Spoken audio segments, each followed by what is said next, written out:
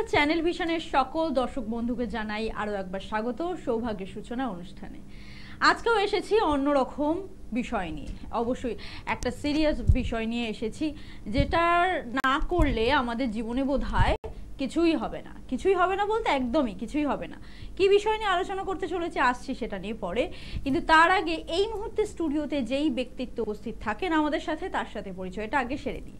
30 বছরের অভিজ্ঞতা সম্পন্ন তারাপীঠ ও কামাখ্যা সাধক, গোল্ড মেডেলিস্ট এবং স্বর্ণমুকুট প্রাপ্ত জ্যোতিষ শ্রী বিমল মুখার্জি।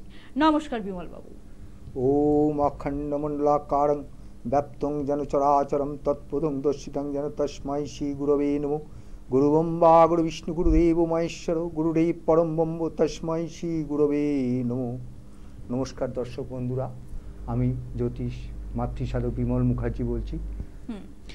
এবছর আমাদের বোর্ড এক্সাম তো হয়ে গেছে, কিন্তু আবার নেক্সট ইয়ার সেটা আসছে, যেটা নাকি আমাদের ছোটবেলা থেকে বলা হয়। যখন আমরা স্টুডেন্ট লাইফে থাকি, একদম ছোটবেলা থেকে কিন্তু আমাদের পরিবার থেকে বলা হয় যে যেই আমরা ক্লাস 9-10-এ উঠি, মানে 8-9-এ উঠি, তখন থেকে বলা হয় যে আর 2 বছর বাদে কিন্তু তোর বোর্ড এক্সাম আছে, মানে জীবনের প্রথম বড় পরীক্ষা বোর্ড এক্সাম, মানে এরকম বলে আমাদের প্রচণ্ড ভয় দেখানো হয়। জীবনে মাধ্যমিক হচ্ছে জীবনের বড় পরীক্ষা, বড় বোর্ড এক্সাম, এরকম বলে আমাদের একটা ভয় পাইয়ে দেওয়া হয়। এই এক্সাম ভালো করে দিতেই হবে, এই এক্সামের রেজাল্ট যদি ভালো হয় আর জীবনে কোথাও চান্স পাবেন, এরকম অনেক ভয় দেখানো হয়। কিন্তু বিষয়টা হচ্ছে ভয় পাওয়ার নয়। স্টুডেন্টদের কাছে আমি বলছি এই বিষয়টা ভয় পাওয়ার নয়, এই বিষয়টাকে সুন্দরভাবে আমাদেরকে হ্যান্ডেল করতে হবে। হ্যান্ডেল করতে হলে কি করতে হবে? পড়াশোনা তো করতেই হবে। মনোযোগ সহকারে যদি আমরা পড়াশোনাটা না করি, এই যে কিছুক্ষণ আগে আমি বলছিলাম, তাহলে জীবনে কিছু হবে না। সত্যি জীবনে কিছু হবে না। কারণ আমরা স্টুডেন্ট থাকা অবস্থায়, স্টুডেন্ট লাইফটা যখন আমরা এনজয় করছি, তখন যদি শুধুমাত্র বন্ধু বান্ধব, হাসি ঠাট্টা, গান বাজনা এটা করলেই তো হবে না। তার সাথে কিন্তু মনোযোগ সহকারে আমাদের পড়াশোনাটা করতেই হবে। পড়াশোনাটা যদি আমরা মনোযোগ সহকারে না করি, তাহলে ভবিষ্যতে আমরা একটা সুন্দর ক্যারিয়ার বিল্ড আপ করতে পারবো না। আমরা যেটা জীবনে হতে চাই, ডাক্তার, উকিল, যাই হতে চাই না কেন, সেটা আমরা ফুলফিল কিন্তু করতে পারবো না। সেই কারণে পড়াশোনায় মনোযোগী একদম ছোটোবেলা থেকে হতে হবে, এবং বোর্ড এক্সামের সময় একদম সিরিয়াসভাবে কিন্তু পড়াশোনাটা আমাদেরকে করতেই হবে। তবে কিন্তু জীবনে গিয়ে আমরা একটা সুন্দর ক্যারিয়ার করতে পারবো এবং প্রচুর অর্থ উপার্জন করতে পারবো, যেটা নাকি আমাদের জীবনে বেঁচে থাকার জন্য বা আমাদের জীবনটাকে সুন্দর থেকে সুন্দরতর করার জন্য অর্থটা হচ্ছে আজকালকার দিনে ভেরি মাস্ট। কারণ অর্থ যদি আপনার হাতে না থাকে, আপনি জীবনে কোনো সকাল্লাদ বা কোনো কিছুই কিন্তু পূর্ণ করতে পারবেন না। আপনার নিজেরটাও না, বা আপনার অপোজিটে যেই মানুষগুলো রয়েছে, আপনার পরিবার রয়েছে, তাদেরকেও কিন্তু কোনো রকমের ভাবে সুন্দর একটা লাইফ আপনি উপহার দিতে পারবেন না। সেই কারণে ছোটবেলা থেকে পড়াশোনা করাটা ভীষণ জরুরি। এবার বিষয়টা, আসল বিষয়টাতে আসি, সেটা হচ্ছে পড়াশোনা তো আমরা সবাই করি, তাই না? আমরা পড়াশোনাটা সবাই করি। এবার আমরা বলতে পারি না যে পড়াশোনা তো যেহেতু প্রত্যেকটা স্টুডেন্ট করে, তাহলে প্রত্যেকটা স্টুডেন্টের রেজাল্ট একই রকম কেন হয় না? সবাই তো মন দিয়ে পড়াশোনা করছে, কিন্তু সবাই মানে 100-এ 90% কি 99% মার্কস কেন পাচ্ছে না? এখানে প্রশ্ন। বা এরকম স্টুডেন্ট তো দেখা গেছে প্রচণ্ড ব্রিলিয়ান্ট স্টুডেন্ট, সারা বছর সে প্রচণ্ড ভালো পড়াশোনা করে, প্রত্যেকটা ক্লাসে যখন সে ওঠে, র্যাঙ্ক করে, সেই ছেলেটা বা সেই মেয়েটা যখন বোর্ড এক্সাম দিতে যাচ্ছে, সে ফার্স্ট সেকেন্ড হওয়ার তো খুব দূরের কথা, একটা মিনিমাম নিম্নতম একটা রেজাল্ট করতে পারছে না, প্রচণ্ড খারাপ মার্কস আসছে। কেন হঠাৎ করে এগুলো হচ্ছে? এই কেন নিয়ে আজকের প্রশ্ন। বিমলবাবু, আপনি বুঝতেই পেরেছেন যে আমি কি প্রশ্নটা করতে চলেছি। তাহলে আপনি বলুন যে এই যে যারা খুব ভালো স্টুডেন্ট, তারা, প্রথম প্রশ্ন হচ্ছে আমার এটা, যে যারা খুব ভালো স্টুডেন্ট, ব্রিলিয়ান্ট হয়তো স্টুডেন্ট, কিন্তু তারা যখন এই বোর্ড এক্সাম দিতে যাচ্ছে, তার রেজাল্টটা যতটা হওয়া উচিত ছিল ততটা তো হচ্ছেই না এবং প্রচণ্ড খারাপ হয়ে যাচ্ছে, সেটা কেন? আচ্ছা, আগে আপনি এটা বলুন, তারপর আমি সেকেন্ড কোয়েশ্চেন রাখবো। ব্যাপার দেখো, এই যে এক্সামের ব্যাপারটা আগে জানতে হবে যে এই শিক্ষার ব্যাপারটা আমাদের কোন কোন গ্রহ প্রদান করে, ঠিক আছে? তারপরে তার আগে আমি একটা কথা বলি, যে এই যে বড় বোর্ডের পরীক্ষাগুলো বা এই যে এগুলো তুমি বললে মাধ্যমিক বা হাই সেকেন্ডারি, যে এইসব পরীক্ষাগুলোর আগে আমার মনে হয় যেমন কোনো রকমভাবে কোথাও বেড়াতে গেলে বা কোনো রকমভাবে কোনো জায়গায় একটা বড় জায়গায় ট্যুর করতে গেলে বা কিছু করতে গেলে, যেমন আমরা নিজেদের শরীর চেক আপ করি না, ঠিক আছে? সেরকম আমার মনে হয় যে একটা জ্যোতিষীকে দেখিয়ে, ভালো অভিজ্ঞ জ্যোতিষীকে দেখিয়ে এই যে এদের গ্রহর ব্যাপারটা একটু দেখিয়ে নেওয়া ভালো, ঠিক আছে? কারণ এই শিক্ষার ব্যাপারটা মূলত তো বৃহস্পতি যে জ্ঞানকারক গ্রহ, বৃহস্পতি শিক্ষার ব্যাপারটা আমরা জানি যে সাধারণত দেয়, ঠিক আছে? কিন্তু আরো অনেকগুলো গ্রহের এর ভেতরে এর এফেক্ট থাকে, তো সেগুলোকেও জানতে হবে। যেমন ধরো বুধ, বৃহস্পতি যেরকম জ্ঞানকারক গ্রহ, যেমন ধরো তুমি লেখাপড়া করে যাচ্ছ, ঠিক আছে, কিন্তু জ্ঞান যদি না হয়, মানে সেটা যদি মনে না থাকে, জ্ঞান যদি না থাকে, ঠিক আছে, যেমন না হবে না, তেমনি আবার বুদ্ধি থাকাও দরকার। এই বুদ্ধিটা কিন্তু যোগায় আবার বুধ।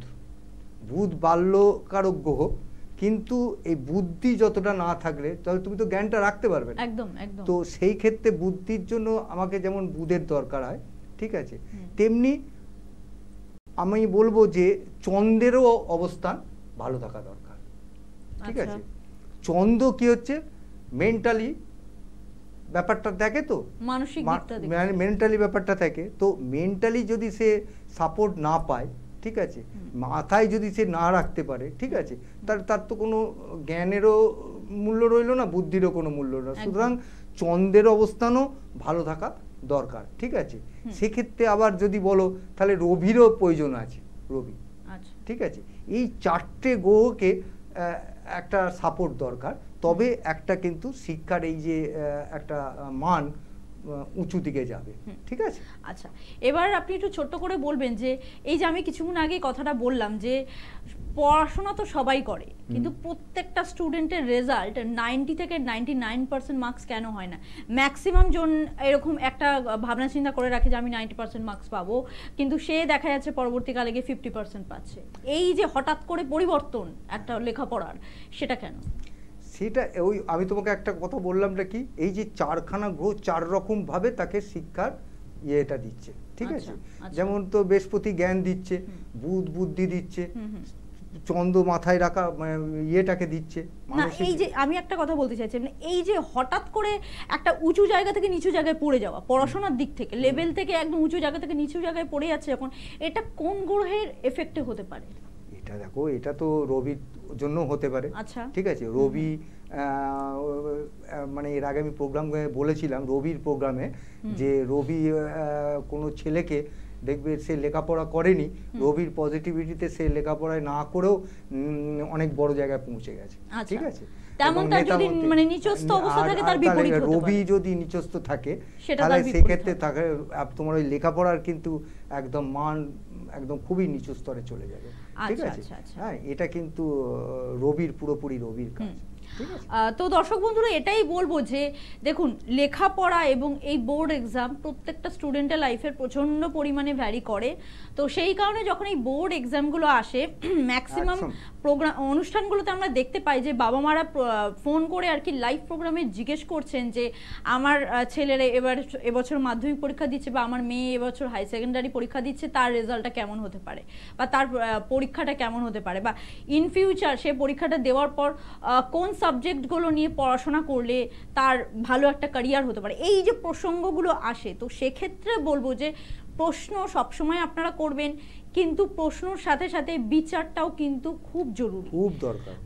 আপনার ছেলে মেয়ের বা আপনার সন্তানের জন্মছকটা একবার বিচার খুব প্রয়োজন।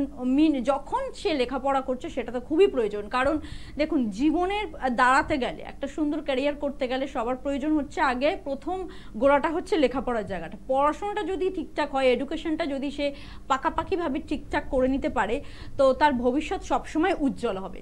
তো সেক্ষেত্রে আমি বলবো যে একজন স্টুডেন্টের বাবা মা যদি আপনি হয়ে থাকেন, আপনার সন্তান যদি এখন স্টুডেন্ট হয়ে থাকে, তাহলে অবশ্যই সন্তানকে একটা ভালো পথে চালনা করার জন্য এখন থেকেই আপনারা ন্যাটাল চার্টটা বিচার করান, এবং সেটা একজন অভিজ্ঞ অ্যাস্ট্রোলজারের কাছে গিয়ে বিচারটা করান যে তার পড়াশোনার জায়গাটা কোথায় কি ভালো রয়েছে, বা যদি কোনো কিছু বিপত্তি থাকে বা যদি কোনো কিছু সমস্যা থাকে, তাহলে যাতে এখন থেকে আপনারা নিবারণ করতে পারেন সেটার একটা ব্যবস্থা করবেন। সেটার জন্য জন্মছকটা বিচার করাটা খুব প্রয়োজন, যে তার এডুকেশনের জায়গাটা কেমন রয়েছে। সেটার জন্যই আমি বলবো যে আপনারা যদি বিমল মুখার্জিকে দেখাতে চান আপনার সন্তানের জন্মছক, তাহলে কোথায় আসতে হবে, কি করতে হবে, সবটা আমি ডিটেলসে বলে দিচ্ছি। সবার আগে হচ্ছে আপনার টিভি স্ক্রলে দেখুন একটা বুকিং নাম্বার যাচ্ছে 8100684023। আরেকবার বলছি 8100684023। এটা হচ্ছে বুকিং নাম্বার। এই নাম্বারে কল করে আপনাকে প্রথমে অ্যাপয়েন্টমেন্ট ফিক্সড করতে হবে। কোথায় কি চেম্বার, কোন চেম্বারে আপনি যেতে চাইছেন সবটা ভালো করে জেনে নিয়ে আপনি অ্যাপয়েন্টমেন্ট ফিক্স করে যেটা আপনার নিকটবর্তী চেম্বার হবে সেখানে এসে যোগাযোগ করবেন। এবং তার সাথে সাথে বলে দিই যে যারা অনলাইন কনসালটেন্সি নিতে চাইছেন, যারা হয়তো অনেকটা দূরে থাকেন বা চেম্বারে এই মুহূর্তে আসা হয়তো পসিবল হচ্ছে না, তাদের জন্য অনলাইন কনসালটেন্সির ব্যবস্থা আছে। সেটাও কিন্তু তার জন্য কিন্তু এই বুকিং নাম্বারে কল করতে হবে, যে নাম্বারটা আমি বললাম কিছুক্ষণ আগে।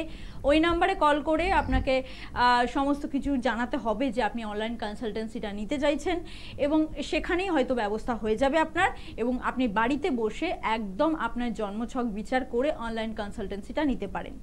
আর কোথায় পাচ্ছেন বিমল বাবুকে, কোথায় কোথায় পাচ্ছেন? শিয়ালদায় পেয়ে যাচ্ছেন, কালীঘাটে, আর পাচ্ছেন আপনারা দক্ষিণেশ্বর এবং চুঁচুড়াতে। এছাড়াও বিমল বাবু থাকছেন কৃষ্ণনগর, ব্যারাকপুর, বর্ধমান ও মেছেদার চেম্বারে। আর কোথায় কোথায় চেম্বার আছে সমস্ত ডিটেলস জানার জন্য বুকিং নাম্বারটা ভেরি মাস্ট। আচ্ছা বিমল বাবু একটা কথা বলুন, যেহেতু আমরা পড়াশোনা নিয়ে কথা বলছি, সেক্ষেত্রে বলছি যে একটা ছেলে মেয়ে যদি মানে একটা স্টুডেন্ট যদি প্রথম থেকে পড়াশোনায় খারাপ হয়, পরবর্তীকালে মানে বাবা মা দেখছেন যে আমার ছেলে মেয়েটা সে ছোটবেলা থেকেই পড়াশোনায় অতটা অমনোযোগ মানে অতটা মনোযোগী নয়, পড়াশোনায় হয়তো তার যেটা বলে যে ব্রেন অতটা ভালো নয়, সেই কারণে হয়তো সে পড়াশোনা করতে পারছে না। একটা কথা বলুন যে জ্যোতিষশাস্ত্রের মাধ্যমে কি তার এই পড়াশোনার জায়গাটা কোনো রকম ভাবে শুধরে দেওয়া যায়? অবশ্যই যায়। সেক্ষেত্রে আমার কাছেই যে আসতে হবে তার কোনো মানে নেই, ঠিক আছে? অনেক একটা অভিজ্ঞ যে কোনো জ্যোতিষীর কাছে গিয়ে যদি তার জন্মছককে দেখানো যায়, ঠিক আছে, আমি যে গ্রহগুলোর কথা বললাম এই গ্রহগুলোর উপরে একটা অ্যানালাইসিস করে একটা বিচার করে, ঠিক আছে, যে কোনো সময় বলার বক্তব্য তো এটাই যে এই সব পরীক্ষাগুলোর আগে প্রত্যেকটা মা বাবারই দরকার যে এই জিনিসগুলোকে করে একটা জন্মছককে বিচার করে, যে কোনো আমার কাছে আসতে হবে বলে নয়, বারবার বলছি আমার কাছে আসতে হবে বলে নয়, একটা ভালো অভিজ্ঞ জ্যোতিষীর কাছে গিয়ে এর পুরো চার্টটা দেখিয়ে এগুলোকে একটা ইয়ে করা, তাতে তাদের সুফল পাওয়া যাবেই যাবে, সুফল পাওয়া যাবে। আর একটা কথা আমি তোমাকে বলতে পারি যে এই যে আমরা দেখবে লেখাপড়ার ব্যাপারে আমরা সাধারণত জানি সরস্বতী মা, সরস্বতী দেবী হচ্ছে লেখাপড়ার দেবী, ঠিক আছে, কিন্তু অ্যাকচুয়ালি কিন্তু জ্ঞানকারক গ্রহ হচ্ছে বৃহস্পতি, ঠিক আছে? সেই বৃহস্পতির হচ্ছে তারা হচ্ছে তার ইষ্ট, ঠিক আছে? তো এই নীল তারা যেটা আছে সেই নীল তারার পুজো করলে, ঠিক আছে, বা এই পরীক্ষার ঠিক আগের মুহূর্তে যদি তারা যে গায়ত্রী মন্ত্রটা আছে, ঠিক আছে, এই গায়ত্রী মন্ত্র যদি কয়েকবার করে পাঠ করা হয় তাহলে কিন্তু এই পড়ার ব্যাপারে, লেখাপড়ার ব্যাপারে কিন্তু মনোযোগও হবে, ঠিক আছে, প্লাস তুমি অনেকটা এগিয়েও যাবে, এ একদম কনফার্ম। মানে তারা গায়ত্রী বলে একটা গায়ত্রী আছে, সেই গায়ত্রীটা কয়েকবার করে সকাল সন্ধ্যে যদি একবার করে মানে গায়ত্রীটা কেউ পড়ে, স্টুডেন্টসকে করতে পারা যায়, তাহলে কিন্তু ওর লেখাপড়ার দিকটা অনেক অনেক ঊর্ধ্বে উঠতে পারে, ঠিক আছে? একদম। আমরা কিন্তু দেখেছি যে আমাদের আশপাশে এরকম অনেক স্টুডেন্টকে দেখেছি যারা ছোটবেলা থেকে হয়তো পড়াশোনা খুব একটা ভালো ছিল না, কিন্তু বড় হওয়ার পর কিন্তু পড়াশোনার জায়গাটা একটা কি বলবো একটা বিপুল পরিবর্তন ঘটেছে। কি করে হয় সেটা? অবশ্যই সেটা আমাদের জন্মছকের অনেক ছোটবেলা থেকে যখন সে বড় হচ্ছে তার জন্মছকটা আস্তে আস্তে আস্তে আস্তে চেঞ্জ হচ্ছে, তো সেটার কারণে হতে পারে, বা হয়তো তার একটা সঠিক তাকে হয়তো প্রতিবিধান দেওয়া হয়েছে, তারপর থেকে হয়তো তার জন্মছকে এরকম একটা চেঞ্জেস এসছে, সে পড়াশোনার জায়গাটা, এডুকেশনের জায়গাটা হয়তো এতটা বিল্ড আপ করতে পেরেছে। সেই কারণে দর্শক বন্ধুরা আমি বারবার করে বলছি এখন এই অনুষ্ঠানটা করার একটাই কারণ সামনেই বোর্ড এক্সামগুলো আসছে, সামনে আমাদের বিশাল বড় একটা দুর্গোৎসব আছে, তারপরেই কিন্তু এই বোর্ড এক্সামগুলো হানা দেবে। এই জানুয়ারি ফেব্রুয়ারি থেকে তো আরম্ভ হয়ে যাবে। এই কারণে কিন্তু আজকে এই অনুষ্ঠানটা। তো আপনারা দেখতে থাকুন অনুষ্ঠান। আপনারা যদি মনে করেন তাহলে বিমল বাবুর কাছে অবশ্যই আসবেন। আপনার টিভি স্কুলে আপনার টিভি স্ক্রিনে ফোন নাম্বারটা যাচ্ছে, ওখান থেকে একটুখানি নোট ডাউন করে নেবেন। আজকের মতন আমাদেরকে বিদায় জানাতে হবে। অনুষ্ঠানের একদম শেষ সীমানায় এসে আমরা দাঁড়িয়েছি। আগামী অনুষ্ঠানে আপনাদের জন্য এই রকম ভালো ভালো টপিক নিয়ে আমরা ফিরে আসবো অনুষ্ঠানের, আপনাদেরকে অনেক কিছু জানানোর জন্য। ততক্ষণ আপনারা সকলে সুস্থ থাকবেন, ভালো থাকবেন, ভালোবাসে থাকবেন। নমস্কার।